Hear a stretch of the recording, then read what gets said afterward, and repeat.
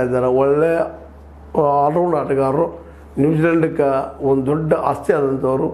ಆ ಒಬ್ಬರ ಆಟವನ್ನು ನಾವು ಇವತ್ತು ಎದುರು ನೋಡುವಂಥ ಪ್ರಸಂಗದ ಭಾರತೀಯರಾಗಿ ಹೆಮ್ಮೆ ಪಡಬೇಕು ಅಥವಾ ನಮ್ಮ ತಂಡ ವಿರುದ್ಧ ಆಡ್ತಾ ಇದ್ದಾರೆ ಸಂಕಟ ಮಾಡಬೇಕು, ಅದು ನಮ್ಗೆ ಬಿಟ್ಟಂಥದ್ದು. ಬಟ್ ಭಾರತೀಯರ ಮನಸ್ಸು ಯಾವಾಗಲೂ ವೈಶಲ್ಯ ಇರೋದನ್ನು ದೂಡದಿರೋದ್ರಾಗೆ ನಮ್ಮ ಏನಪ್ಪ ರಚಿನ್ ರವೀಂದ್ರ ನಮ್ಮವರು, ನಮ್ಮ ಭಾರತೀಯರು, ನಮ್ಮ ಮೂಲದವರು ಅಂತ ಹೆಮ್ಮೆ ಎಲ್ಲರಿಗೂ ಅದ.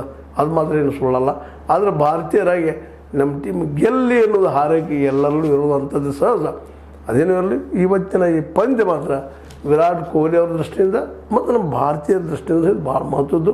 ಅವ್ರಿಗೆ 300ನೇ ಪಂದ್ಯ ಆದ್ರೆ ಅದೇ ಕಾಲಕ್ಕೆ ಇದು ನಮಗೆ ಫೈನಲ್ಗೆ ಹೋಗೋದಕ್ಕೆ ಒಂದು ದೊಡ್ಡ ಮಹತ್ವದ ಪಂದ್ಯ. ಈ ಪಂದ್ಯದಲ್ಲಿ ಎಲ್ಲರೂ ಡೆಡಿಕೇಶನ್ ಮಾಡಿ ಆಡಬೇಕಾಗ್ಯದ. ಈ ಪಂದ್ಯ ಯಾಕಪ್ಪ ಅಂತಂದ್ರೆ ಫೈನಲ್ಗೆ ಹೋಗ್ಬೇಕಲ್ಲ, ಫೈನಲ್ಗೆ ಹೋಗ್ಬೇಕಾಗಿತ್ತಪ್ಪ ಅಂತಂದ್ರೆ ಕಷ್ಟದ ಅನ್ನುವಂಥದ್ದು. ಯಾಕಂದರೆ ಇನ್ನು ಸೆಮಿಫೈನಲ್ಗೆ ಹೋಗಿ ಆದ್ರೆ ಫೈನಲ್ಗೆ ಹೋಗುವಂಥದ್ದು. ಸೆಮಿಫೈನಲ್ದಲ್ಲೇ ಯಾವ ಪಂದ್ಯ ಆಡ್ತಾರೆ ಏನು ಆಡ್ತಾರೆ ನೋಡೋಣ. ಆದರೆ ಈಗಾಗಲೇ ಆಲ್ರೆಡಿ ನಿಮ್ಗೆ ಗೊತ್ತಿದ್ದಾಗ ಸೆಮಿಫೈನಲ್ಗೆ ನಮ್ಮ 2 ತಂಡಗಳು ಸೆಲೆಕ್ಷನ್ ಆಗಿದ್ದಾವೆ, ನ್ಯೂಜಿಲೆಂಡ್ ಮತ್ತು ಇಂಡಿಯಾ. ಅಲ್ಲಿಯೂ ಸಹಿತ 2 ತಂಡಗಳು ಬಂದಿವೆ. ಅದರಲ್ಲೇ ಸೆಮಿಫೈನಲ್ ಯಾರು ಗೆಲ್ತಾರೆ ನೋಡೋಣ. ಗೆದ್ದವ್ರು ಮಾತ್ರ ಫೈನಲ್ಗೆ ಹೋಗ್ತಾ ಇದ್ದಾರೆ. ಅವನು ನೆನಪಿಟ್ಕೊಂಡು ಇವತ್ತಿನ ಈ ಪಂದ್ಯ ಏನಪ್ಪ ಅಂದರೆ ಮುಖ್ಯವುದು.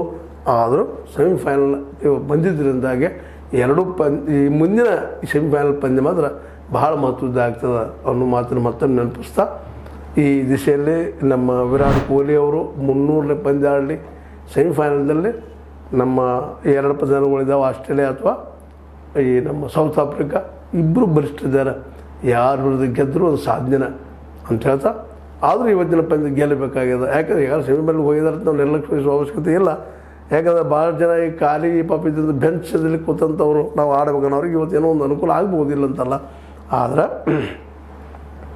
ಅದಕ್ಕೆ ಮುಖ್ಯಪ್ಪ ಅಂದ್ರೆ ಸೆಮಿಫೈನಲ್ದಲ್ಲಿ ಗೆಲ್ಲುವಂಥದ್ದು. ಇವತ್ತು ಗೆದ್ದರೆ ಇನ್ನೊಂದು ಸ್ವಲ್ಪ ಬೂಸ್ಟ್ ಆಗ್ತದೆ. ಇಲ್ಲಪ್ಪ ಮುಂದಿನ ಪಂದ್ಯ ಗೆಲ್ತೀವಿ ನಾವು ಅಂತೇಳಿ. ಒಟ್ಟು ಏನಾದ್ರಾಗಲಿ ಇವತ್ತು ನಮ್ಮ ವಿರಾಟ್ ಕೊಹ್ಲಿ ಅವರು 300ನೇ ಪಂದ್ಯವನ್ನು